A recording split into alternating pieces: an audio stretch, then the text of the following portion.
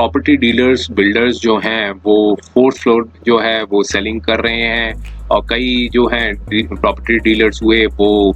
2 मंजिला मकान बना के दे रहे हैं और कह रहे हैं कि आप इसके ऊपर 2 मंजिल और डाल सकते हो। तो क्या कानूनन उसको जो है फोर्थ फ्लोर जो है वो अलाउड है दिल्ली में बनाना? तो जो डीएमसी एक्ट है वो क्या कहता है और कितना परमिसिबल है, आइए हम इसको समझने की कोशिश करते हैं और फिर इसका निष्कर्ष है वो निकालने की कोशिश करते हैं कि क्या फोर्थ फ्लोर जो है जो बिल्डर्स बना के दे रहे हैं वो परमिसिबल है, और क्या जो बिल्डिंग्स है वो 2 फ्लोर्स ऑलरेडी बनी हुई है उसके ऊपर क्या 2 फ्लोर्स और बनाई जा सकती हैं। तो पहले हम इसको समझने की कोशिश करते हैं कि जनरल बिल्डिंग नॉर्म्स क्या कहते हैं as per the MPD act जो 2021 का जो मास्टर प्लान ऑफ दिल्ली है 2021 का, वो क्या कहता है। तो ये बता रखा है control for buildings with in the residential premises. जो रेजिडेंशियल प्रेमिसेस में जो बिल्डिंग बनाई जा रही है उसका क्या है, तो वो मैक्सिमम ग्राउंड कवरेज क्या है, FAR क्या है, जैसे फ्लोर एरिया रेशियो क्या है, और number of dwelling units for different sizeable residential plots क्या है, जो कि टेबल के अनुसार वो बताए गए हैं। तो अब यहाँ पर जो एरिया के हिसाब से ये मेंशन किया गया है कि कितने एरिया का कितना जो डिवेलिंग यूनिट्स है वो अलाउड है। तो डिवेलिंग यूनिट्स में जो है वो काउंट कितनी होगी, तो पहले देखते हैं साइज ऑफ प्लॉट क्या है। अगर वो उसको जो साइज ऑफ प्लॉट जो है बिलो 32 स्क्वायर मीटर का है तो इसमें मैक्सिमम जो ग्राउंड कवरेज है वो 90% तक किया जा सकता है, और नीचे साथ में स्टार मार्क मारा हुआ है तो नीचे कुछ केसेस में जो इकोनॉमिकल वीकर सेक्शंस है उसके लिए 100% भी बता रखा है। तो पहले जो टेबुलर फॉर्म में जो बताया है वो 32 स्क्वायर मीटर्स में सिर्फ 90% जो है वो कवरेज किया जा सकता है, और मैक्सिमम FAR जो है वो 350 है, और ड्वेलिंग यूनिट्स जो है वो 3 ही बनाए जा सकते हैं।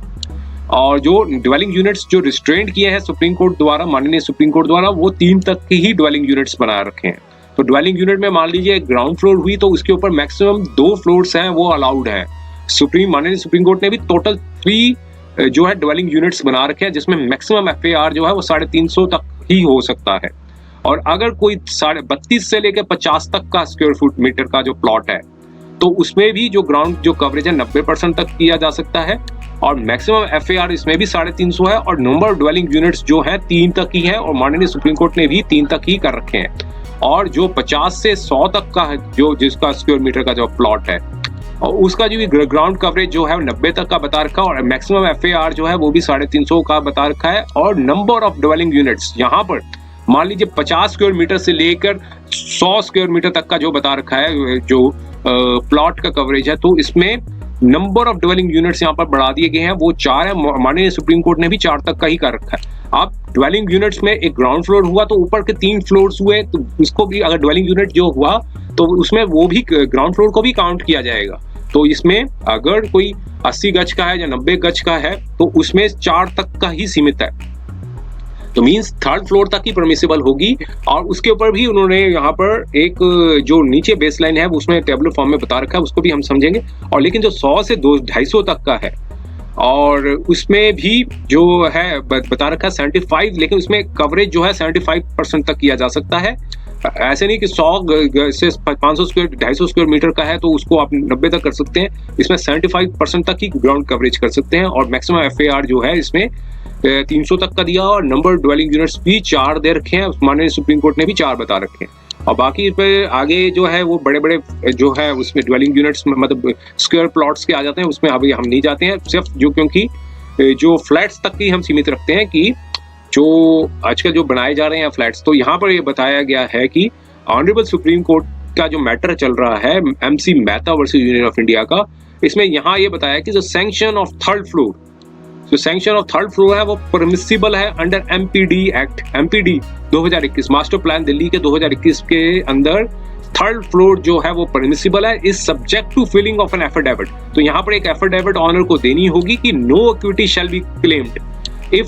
अगर ये पाया गया है कि MPD जो है वो इंफर्मिटी से सफर कर रही है और इसमें डिमोलिशन करनी है अनऑथराइज्ड और परमिसिबल कंस्ट्रक्शन जो है, और अगर उसकी रिक्वायरमेंट होगी तो यहाँ पर साथ साथ एक एफिडेविट भी देनी पड़ेगी उसको ऑनर को कि अगर आप 3rd फ्लोर बना रहे हैं, अगर कल को MPD कोई सफर करता है किसी इंफर्मिटी से, तो अगर डिमोलिशन की आवश्यकता होती है तो उसमें जो है कोई इक्विटी मतलब कोई क्लेम नहीं बनेगा किया जाएगा। तो अब आइए हम उसके थोड़े एफिडेविट को भी समझ लेते हैं कि एफिडेविट में क्या बताया गया था। तो ये तो अब तो फोर्थ फ्लोर का तो बात की बात हुई, थर्ड फ्लोर पे ही यहाँ पर एक ऑनर को एक देना पड़ेगा एफिडेविट। तो और साथ में ये बताया था कि जो मिनिमम साइज जो रेजिडेंशियल जो प्लॉट का 32 स्क्वायर मीटर का है, लेकिन जो गवर्नमेंट व्हीकल सेक्शंस हैं उनके लिए थोड़ा सा और भी कम किया जा सकता है। तो ये थोड़ा कुछ कुड भी रिड्यूस फर्दर, थोड़े हद तक रिड्यूस किया जा सकता है। तो पहले हम इसके एक एफिडेविट को भी देख लेते हैं। वो एफिडेविट जो है वो क्या कहता है, जो साइट जब साइट प्लान जब सैंक्शन लेना होता है तब फिर ये एफिडेविट जो है वो देनी पड़ती है। ये एनेक्स आई के अंदर डाला गया है affidavit for the third floor. तो यहाँ पर ये बताया गया था कि एक एफिडेविट में अंडरटेकिंग देनी पड़ती है कि ये फ्लैट जो है यहाँ पर लोकेटेड है और बिल्डिंग प्लान जो है वो सबमिट किया जा चुका है और कंस्ट्रक्शन जो है थर्ड फ्लोर की भी प्लॉट नंबर सो एंड सो पे की गई है जो लोकेटेड है सो एंड सो एमसीडी में। और फिर यहाँ पर ये डिपोनेंट इस बात को यहाँ पर एग्री करना होगा डिपोनेंट को कि 14 मार्च 2008 को जो ऑर्डर आई थी माननीय सुप्रीम कोर्ट का MC Mehta versus union of India का in I number so and so writ petition number 4677 of 1985 undertake that no equity shall be claimed, कि अगर कोई एमपीडी सफर करता है किसी प्रकार की इन्फर्मिटी से या डिमोलिशन अनऑथराइज्ड कैरिड होगी तो इसमें कोई आप इसमें इक्विटी क्लेम नहीं कर सकते, कोई जस्टिस नहीं क्लेम कर सकते। तो यहाँ पर फर्दर डिपोनेंट को ये भी देना होगा कि अगर कोई वो प्लॉट जो फ्लोर है वो बेची जाती है या ट्रांसफर की जाती है किसी अदर पर्सन को, तो इसमें जो नॉन क्लेम ऑफ इक्विटी जो होगी वो उन पर्सन पे भी एप्लीकेबल होगी जो माननीय सुप्रीम कोर्ट की जो ऑर्डर आई थी 14 मार्च 2008 को। सुप्रीम कोर्ट की जो जजमेंट थी, मतलब सुप्रीम कोर्ट का जो केस चल रहा है MC Mehta versus union of India IA number so and so writ petition number so and so. और फिर साथ में कहा कि ये देखिए ये क्लॉज सबसे इंपॉर्टेंट है कि deponent also undertakes that non compliance of this affidavit would subject him or her to the offense of the perjury and contempt of the honorable Supreme Court। तो यहाँ पर एक एफिडेविट भी भरवा ली जाती है कि अगर इसका कॉम्प्लाई नहीं किया गया तो ये इससे एक परजुरी होगी, मींस कोर्ट की अवमानना होगी और साथ में कंटेम्प्ट ऑफ कोर्ट भी जो है सुप्रीम कोर्ट का चलेगी इस पे। तो ये था एफिडेविट जो है वो देनी होगी। तो उम्मीद है अब ये इस पार्ट से काफी क्लियर हो गया कि कितने तक की जो